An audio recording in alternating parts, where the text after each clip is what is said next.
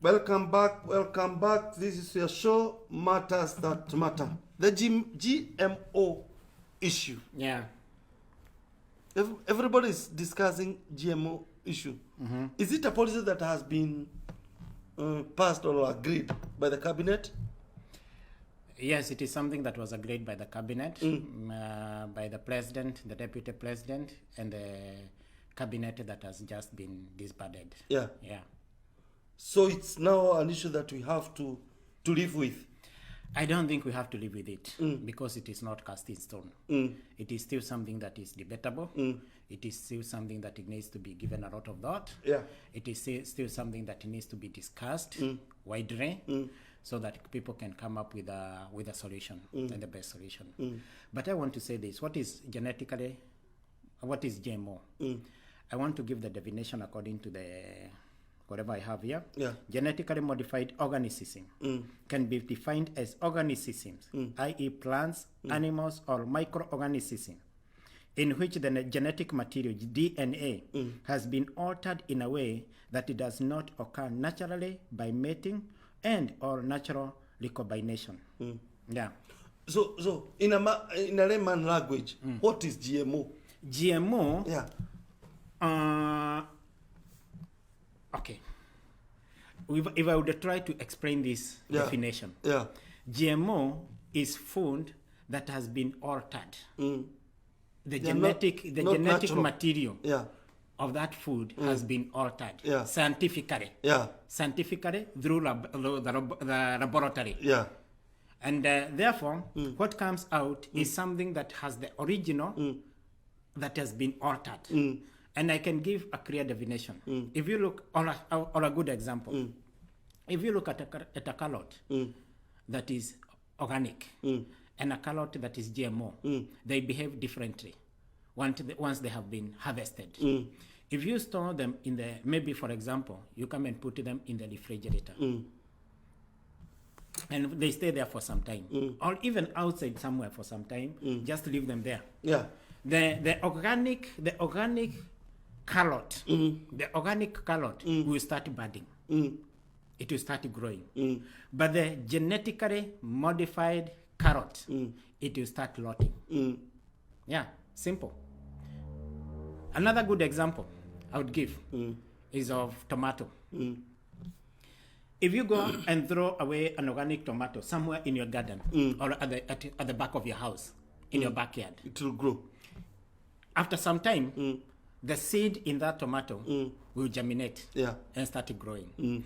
If you throw away a GMO tomato, it will just rot and end up being nothing. Then what are the advantages of GMOs and disadvantages? Okay, fine. There is only one advantage of GMO. Only one? The one I can speak of. Okay. The one that I can speak of. And of course, there are many other disadvantages of GMO. But the reason why scientists came with GMO was trying to kind of alleviate hunger in times of starvation, like whatever has been happening in Kenya. And therefore, that is why they came with a kind of food that can be drought resistant and maybe pest resistant. Otherwise, it can only be used in time of extreme hunger, and there is no food, just to help people go through that period. Otherwise, it is not something that should be used in a prolonged period of time, because definitely it will have an impact on people's health. And one thing I should say is, according to research that has been done, GMO food has been found to cause the following diseases. Grassophet or gastrointestinal disorders, that is the problems of the stomach and all those kind of things. And then obesity, diabetes, heart disease, depression, autism, infertility, cancer, and Alzheimer's disease. And I think I would agree to a great extent.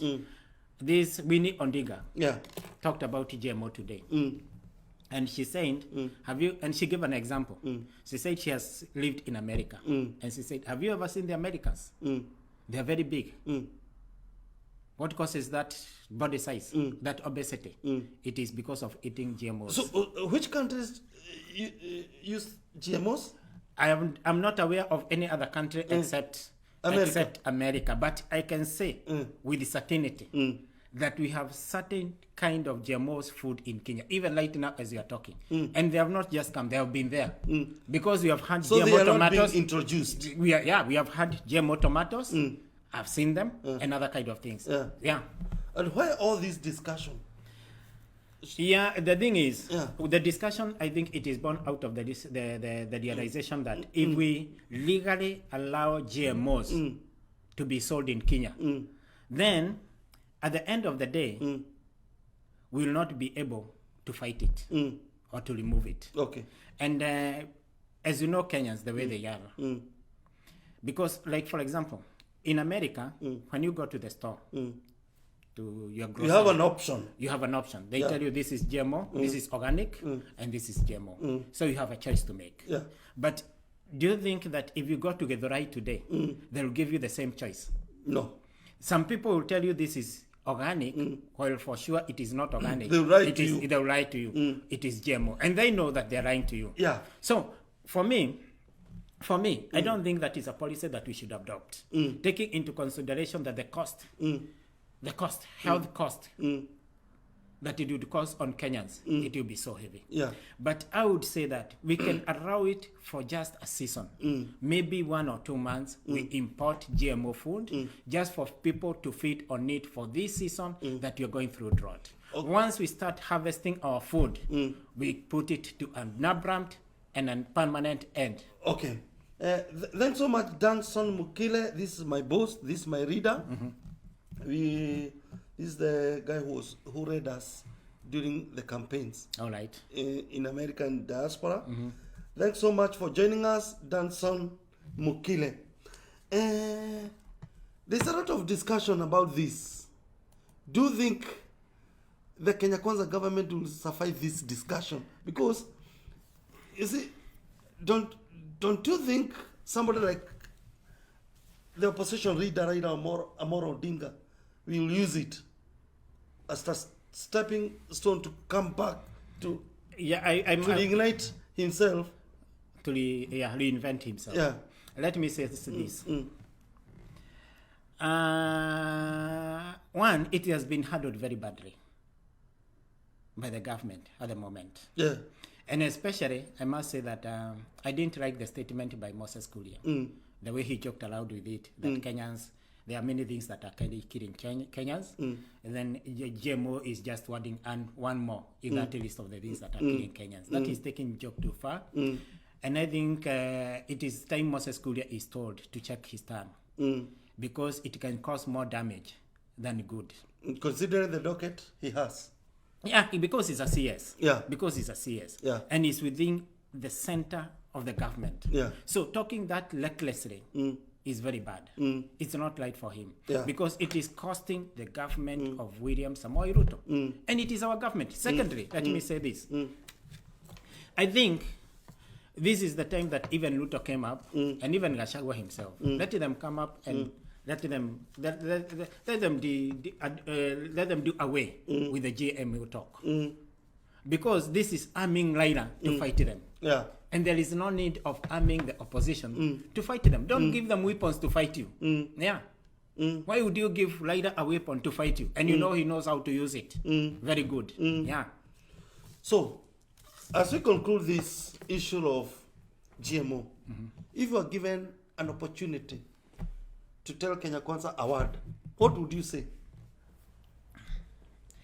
I would say this. Let them come out very clearly about GMO. Let it not be a policy that is going to be used to import GMOs, like it's going to be a daily activity, even after we harvest our foods. Let the policy that is going to be put into place be for a specific period of time, maybe 1, 2, or 3 months. We are going to do this importation of GMOs. Then after that, we are going to put it to a full stop. And because already I understand that harvesting is taking place in Rift Valley. So maize is being in the Rift Valley. People are starting to harvest maize. Yeah. So if we flood the market, with imported GMO maize and other foods, then it means that you are going to affect the market price of the produce of our farmers.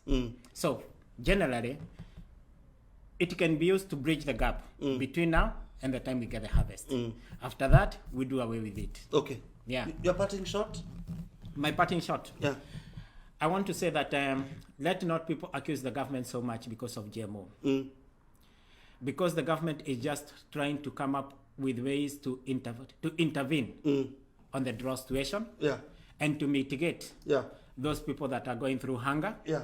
So we would ask that the government, the public, the general public, should be a bit understanding on what the government is doing. Yeah. But at the same time, I should say that the government should be careful not to look like they are being pressured by the foreign governments, and especially because now people have started saying that Bill Gates was in Kenya just to force the government to buy GMO foods and those kind of substances.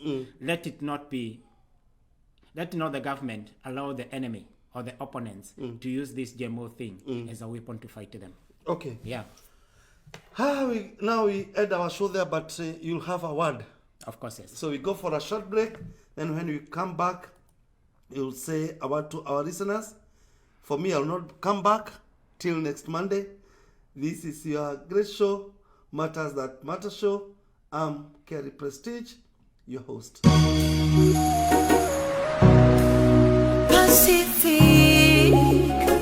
Pacific Way TV.